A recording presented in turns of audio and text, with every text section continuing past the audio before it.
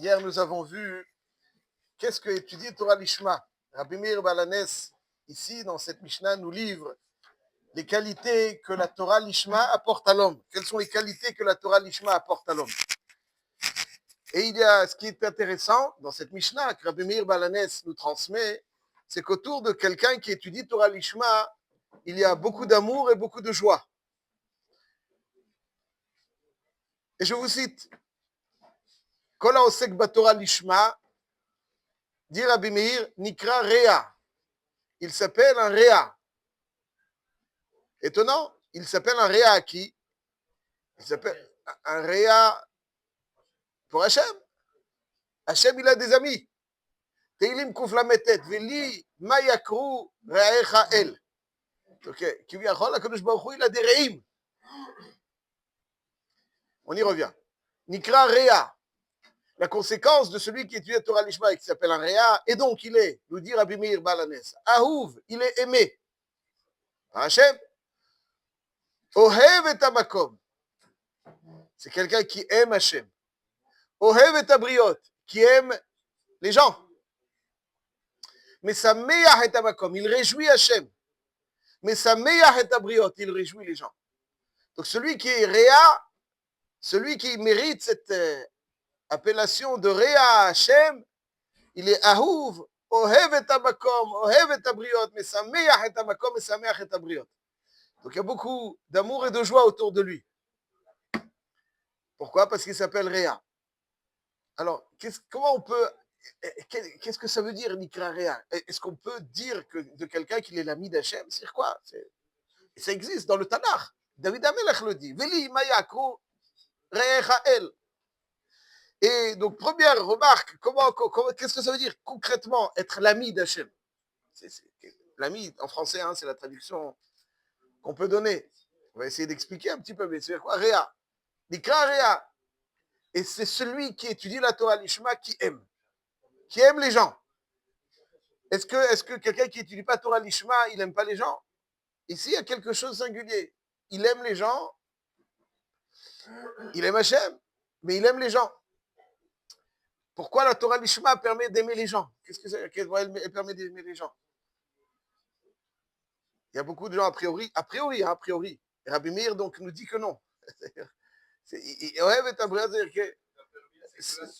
celui qui est Ohev et Abriot, mashmak, c'est la conséquence de Torah Lishma. Sinon, il n'y a pas de Ohev et Abriot. La vraie, aimer les gens, ça passe par Torah Lishma. Comme ça, il dit Rabbi Meir. Pourquoi aimer les gens, ça passe par Torah Lishma? Ça s'appelle un Réa. On ne peut pas aimer les gens sans étudier la Torah Lishma. Et réjouir, pas simplement aimer les gens, il y a marqué qu'il y a quelque chose de singulier, celui qui étudie Torah Lishma, mais sa mère est abriot. Il réjouit les gens. Pourquoi il réjouit les gens? Pourquoi quelqu'un d'autre ne peut pas réjouir? On a des grands comiques qui réjouissent les gens et qui, a priori, hein, et qui n'étudient pas la Torah Lishma. Mesamech et abriot, celui qui étudie Torah Lishma, lui, il est Mesamech et abriot. Mesamech et abriot. Ici, ce qu'il dit Rabbi Meir Balanes. Alors, essayons de voir un peu plus près ce que ça signifie Réa. Comment on peut expliquer un Réa? Il y a un grand chacham espagnol, environ 1400, qui s'appelait Rabbi Matityahu Yitzhari, qui vivait à Aragon, en Espagne, et qui a participé aux disputations qui étaient malheureusement le sport de l'époque. Il s'ennuyait un petit peu, il faisait des disputations, et l'homme a besoin de vibrer autour avec l'adrénaline qui monte. C'est toujours bien le football, ça évite beaucoup de guerres. Au moins, hein? Oui, mais il vaut mieux qu'il n'y ait pas des armes à feu, il y a des fois des trucs. Mais l'homme a besoin de se mesurer, il a besoin de la confrontation, il a besoin de plein de choses. Donc finalement, ça canalise cette volonté de confrontation qui s'exprimait à l'époque dans d'autres endroits que sur des terrains de football. Bon, ça calme un petit peu ces ardeurs bestiales. Il y a ce qu'il y a. Mais enfin, bon,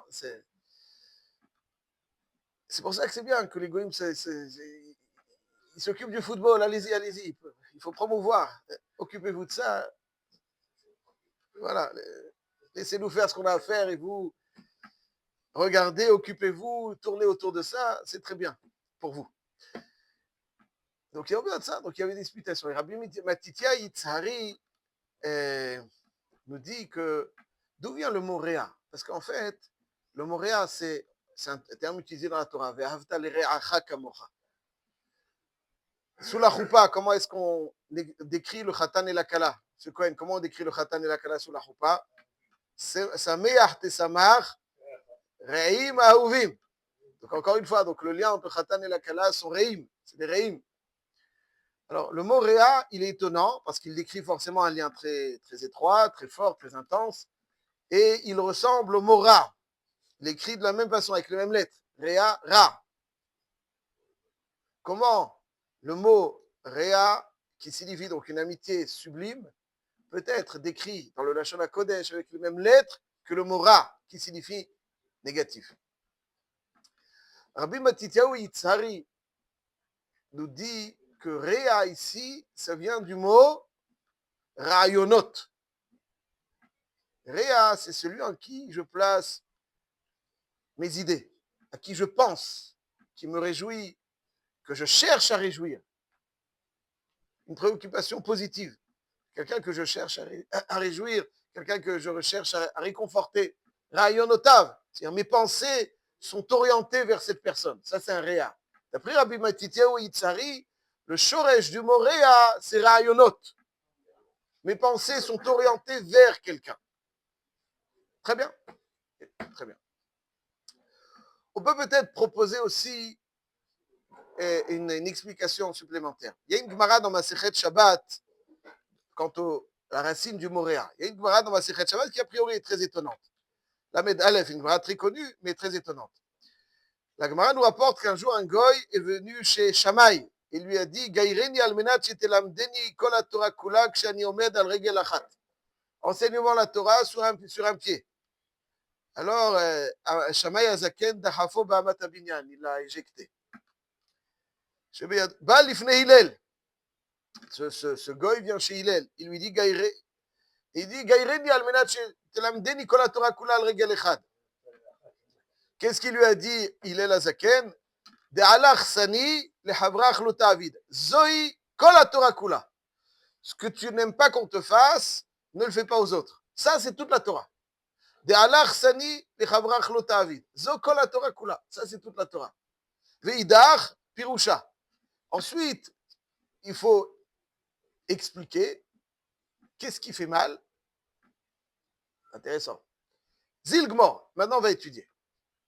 C'est moi très intéressant. C'est-à-dire quoi? C'est ça toute la Torah. Toute la Torah, c'est ce que tu n'aimes pas qu'on te fasse, ne fais pas aux autres. Ça, c'est maximum les averot chez Ben Adam, la chavero. Mais loulav, matzah, tfilin, tzitzit,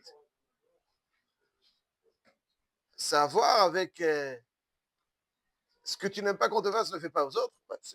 Lo barou kolkar. Bon. Rashi Akadosh, dans son premier pshat, dans la Masechet, donc Shabbat ici, dit De'alach sani le chavrach. C'est quoi chavrach? C'est quoi chavrach? Chavrach, c'est ton ami, ton prochain. Et Rashi, qui doit expliquer le pshat, il dit chavrach, reacha verea avicha al ta'azov, donc il rapporte un passouk dans Mishlei où il y a marqué que Hachem s'appelle reacha, c'est HaKadosh Baruch Hu, al ta'avor al dvarav. Chidush atzum. Donc, de'alach sani, ce que tu n'aimes pas qu'on te fasse, de chavrach lo ta'avid, ne le fais pas à qui? À Hachem. Il dit Rashi, de la même manière que tu n'aimes pas qu'on transgresse ce que tu demandes, toi aussi ne transgresse pas ce qu'Hachem te demande.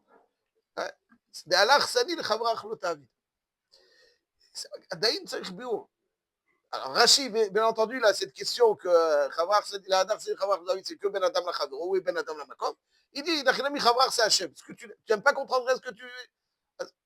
Donc, c'est Ma'adien. C'est-à-dire, tu n'aimes pas qu'on transgresse, donc c'est ça qu'on la Torah Kula. Ça, c'est qu'on la Torah Kula. Ça, c'est qu'on la Torah Kula. C'est ce qui motive la personne à faire. C'est pas la Torah. Pourquoi tu dois faire? Parce que mon sentiment est le suivant.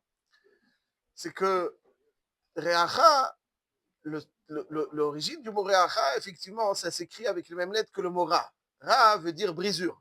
Quelqu'un qui fait le mal, il s'autodétruit. Quand on pratique quelque chose de négatif, c'est pas simplement nous, c'est pas simplement qu'on a causé quelque chose de négatif, c'est l'homme qui se détériore. À chaque fois qu'on fait du mal, c'est nous-mêmes qui nous détériorons. L'homme s'autodétruit avec le mal. Ra, ça veut dire brisure. Quand il fait du mal, il s'abîme. Il s'abîme. Le mal n'a pas de conséquences que sur l'action, sur l'extérieur de celui qui a commis celui qui subit le plus le rat, les conséquences, c'est la personne elle-même. Celui qui fait. Réa, c'est un être qui nous complète, sans lequel nous ne sommes que brisure. Vous avez des êtres qui sont là pour agrémenter notre quotidien. On s'ennuie un petit peu. Bon, on va aller manger une glace ensemble, on va discuter, prendre un café ensemble. Ça, c'est pas un réa. Un réa, c'est quelqu'un qui fait partie de moi-même, que je sens comme je sens moi-même. Il fait partie de moi-même. Je le sens. C'est-à-dire que sans lui, je ne suis que partiel.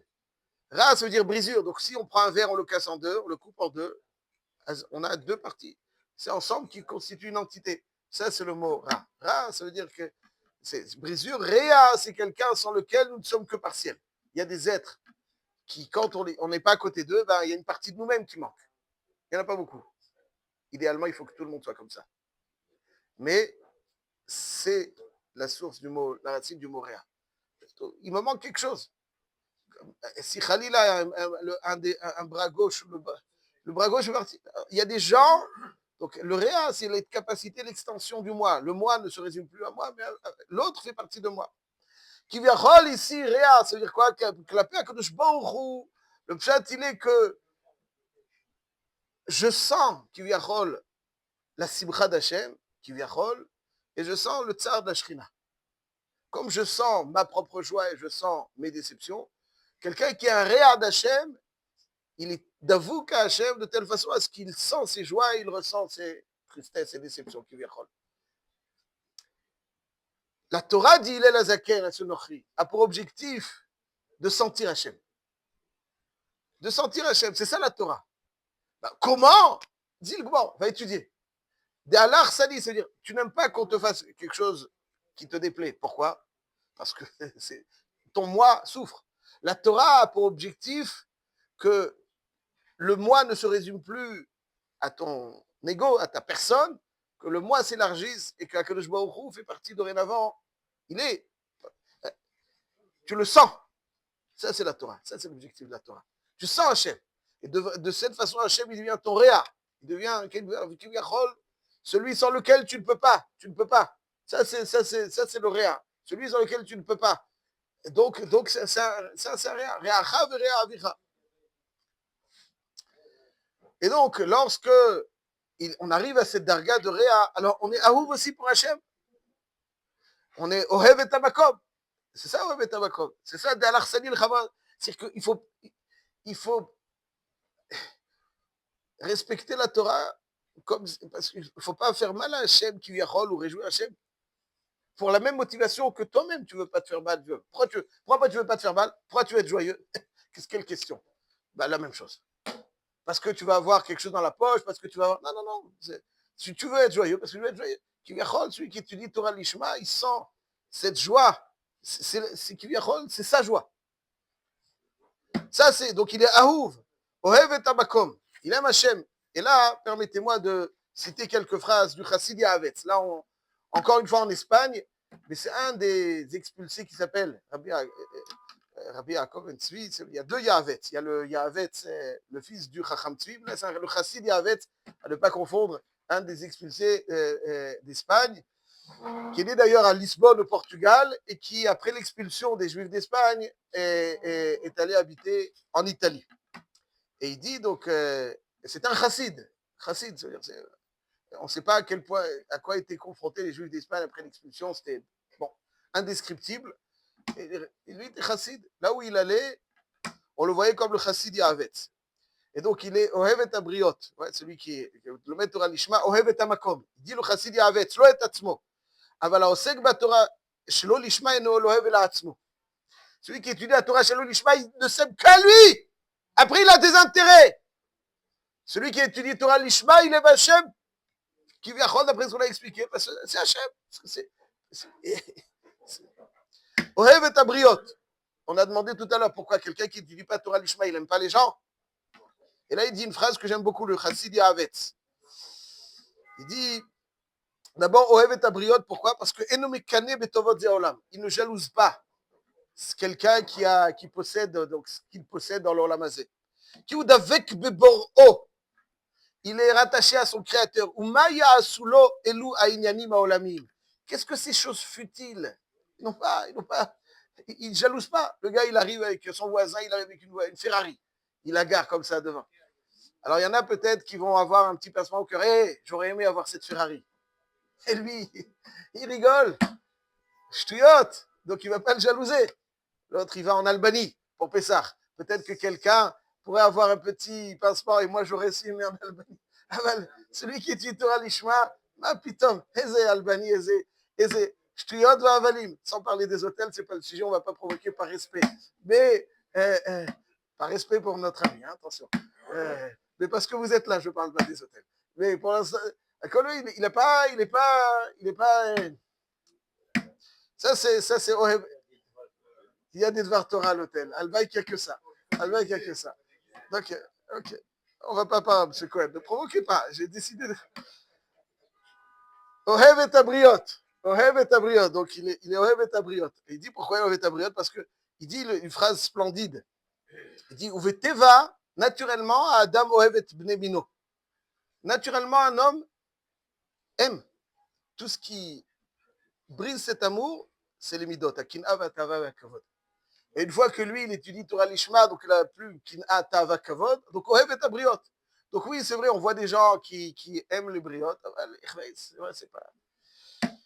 Mais Sameach et Amakom, mais Sameach et Amakom. Parce que Kadosh Baruch Hu le voit, il rapproche les gens vers lui, donc il est réjoui Hachem. Et là, je terminerai juste. Mais Sameach et Abriot. Mais Sameach et Abriot. Pourquoi est-ce lui réjoui? Il dit quelque chose de splendide. Il dit la Torah, dans une première approche, elle est difficile. Elle est difficile. Il faut beaucoup d'efforts. Et il dit, je cite, Ha'anashim enam mekirim metikut Torah ou ma'alata. Les gens ont du mal à goûter à la Torah. Il faut faire un effort, il faut percer. Et là, quand tu perces, alors là, la Torah, elle est metuka. Il faut percer pour sentir sa metikut. Et donc, il dit que celui qui est le maître Torah Lishma, il est Mesameach et Abriot parce qu'il rend, et je cite, parce qu'il sait communiquer cette douceur. Et donc les gens goûtent tout de suite à cette douceur. Donc il est réjoui. Comme il est réjoui parce qu'il goûte à cette douceur. Normalement, celui qui étudie Torah Lishma, il arrive à partager cette douceur. Comme il arrive à partager cette douceur, donc il réjouit les gens. Il ne va pas distraire comme les comiques à 2 euros. Ouais, c'est des types chim. Ouais, il n'est pas en train de les distraire et miskenim, ils sont tellement dans le tourment qu'il faut qu'ils oublient un petit peu leur tourment. Une vraie joie. Une joie sincère, profonde. Écoutez, Hachem Yesharim et Samechelev. Cette joie-là, c'est ça, la joie de la Metikut à Torah. Celui qui étudie Torah Lishma, c'est transmettre, partager cette Metikut et de cette façon qu'il est Mesameach et Abriot.